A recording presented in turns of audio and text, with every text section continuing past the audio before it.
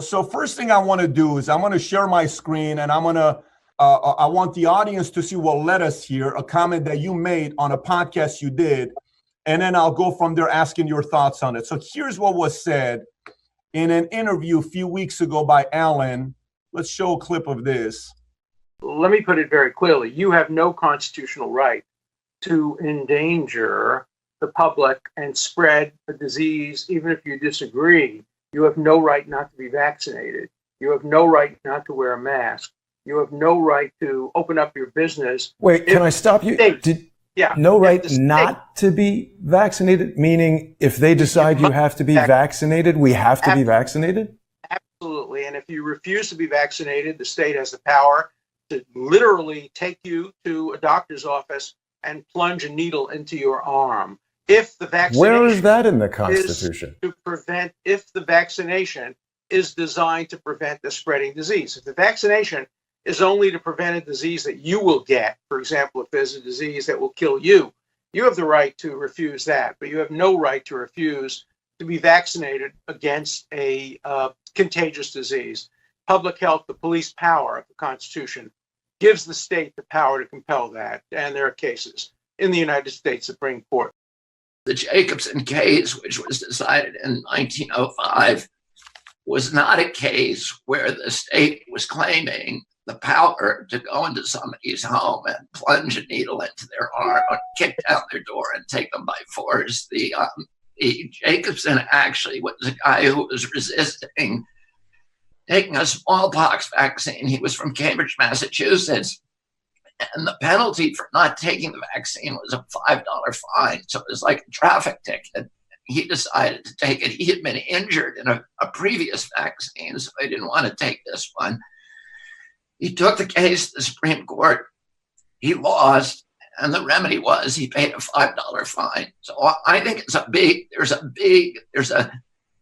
a big constitutional chasm between, that remedy, which is paying a fine, and actually going in and holding somebody down and forcibly injecting them. And I'm not convinced that the Supreme Court of the United States at this point would uphold that kind of law 9-0 or 8-1 at all.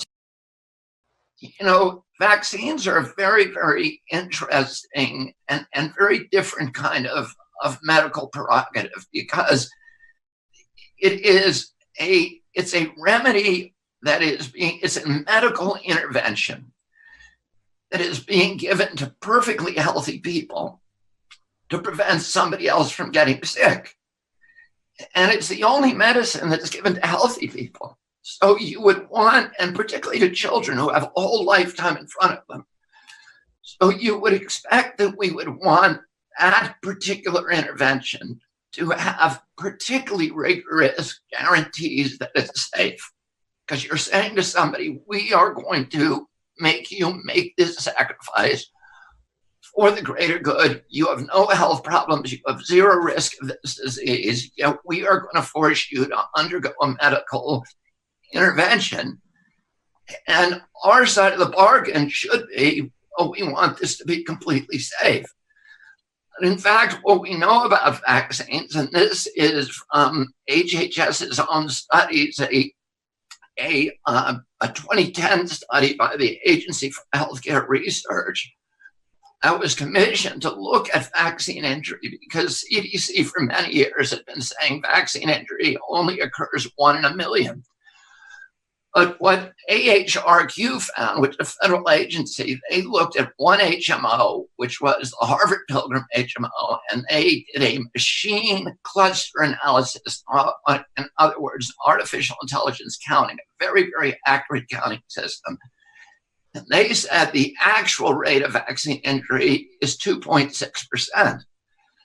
That means 1 in 40 people get seriously injured by vaccines.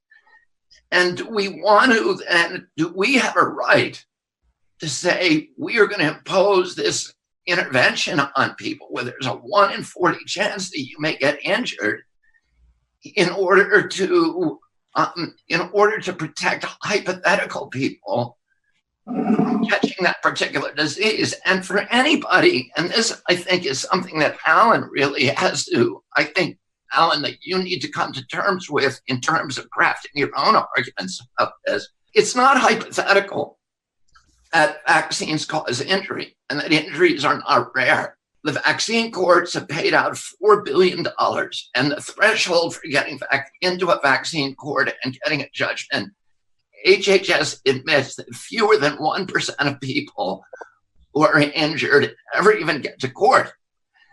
The other thing is vaccines are zero liability. So this is an industry that went to Congress in 1996, and they had a diphtheria, tetanus, and pertussis vaccine at that time that was called causing brain injury in 1 out of every 300 people. And they said to Congress, we cannot make vaccines safely. They are unavoidably unsafe. That is the phrase in the statute, unavoidably unsafe. The only reason that we're going to continue to make vaccines is if you give us complete blanket immunity from liability. And Congress gave it to them. So today you have a product that if it injured you, no matter how negligent the company was, no matter how sloppy their line protocols, no matter how toxic the ingredients they choose to use, no matter how grievous your injury, you cannot sue that company. And that company, therefore, has no incentive to make that product safe. And that should be troubling to any of us who are part of the legal system that is saying we are going to force people to take this intervention.